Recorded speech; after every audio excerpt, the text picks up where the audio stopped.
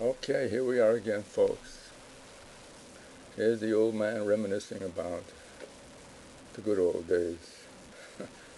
Some respects they were good, other respects they were not so good, especially during the Depression. And that's what I want to talk about tonight, to go back to my childhood memories of growing up during the Depression. As kids, we didn't know there was a Depression. We knew there wasn't much money to buy anything, so we had to manage the best we could on what little we had. And we'd always run out, kids, and play in the sidewalk. We'd invent games, take bottle caps, and move them along and try and get inside the target.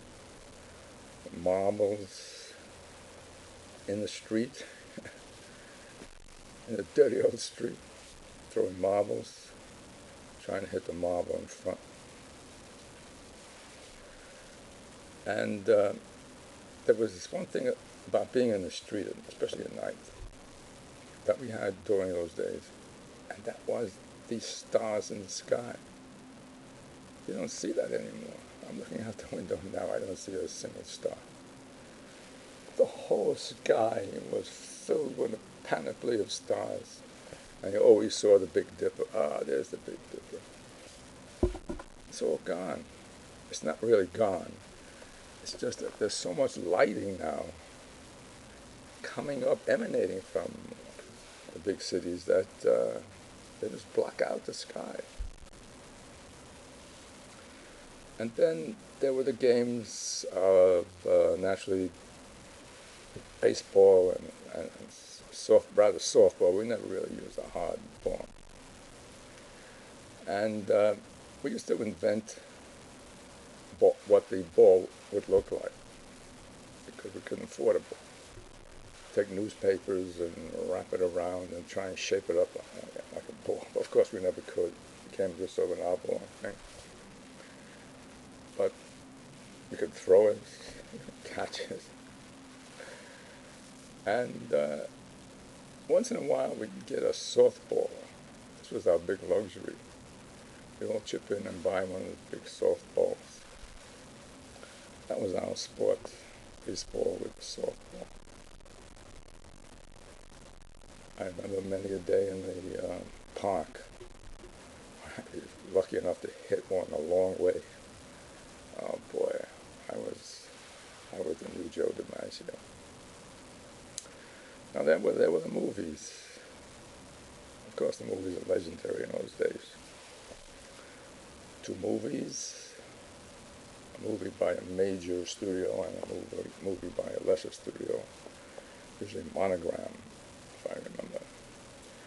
There was a cartoon, there was a short comic film, there was a newsreel, and we spent most of the day in the movies. We didn't know what was playing. We would just automatically go to the movies. Of course, when it was one of those boring love stories, we all got restless, but we stayed on. There was a one theater that showed only Western movies, and the way kids used to refer to that theater as a ranch house. And what was it like in the summer during the Depression? There was no air conditioning.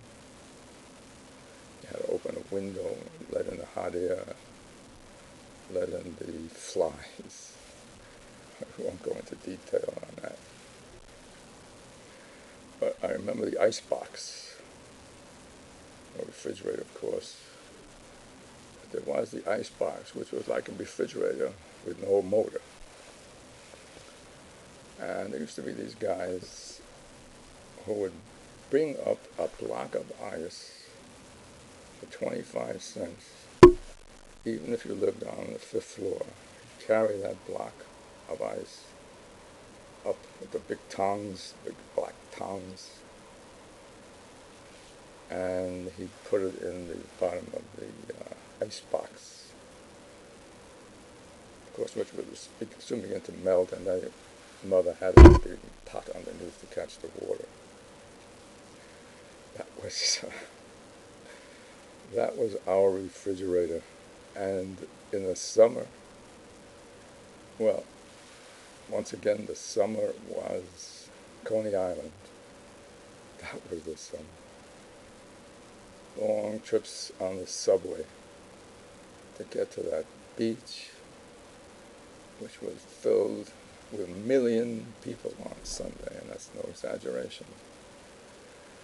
And I remember the cars, the mechanical cars that we used to ride, and that was 10 cents, and that was a big moment for the kids, banging into each other. And winter time was the snow.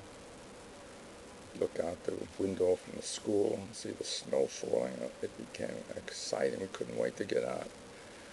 And the reason why we couldn't wait to get out was because the snow was like a free toy. We could pick it up and make a ball from it. And we didn't have access to many of these rubber balls.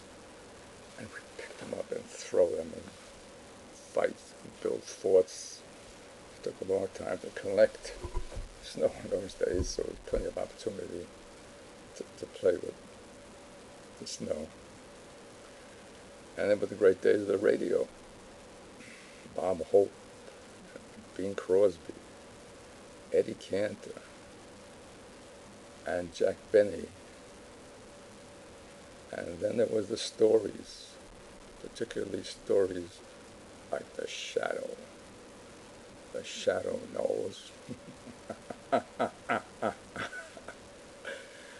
The Shadow was none other than Orson Welles. Well, I could go on and on, but there was so many wonderful stories, so many wonderful memories, so many difficult times, but there was also fun. And keep in mind that this generation that I'm referring to grew up,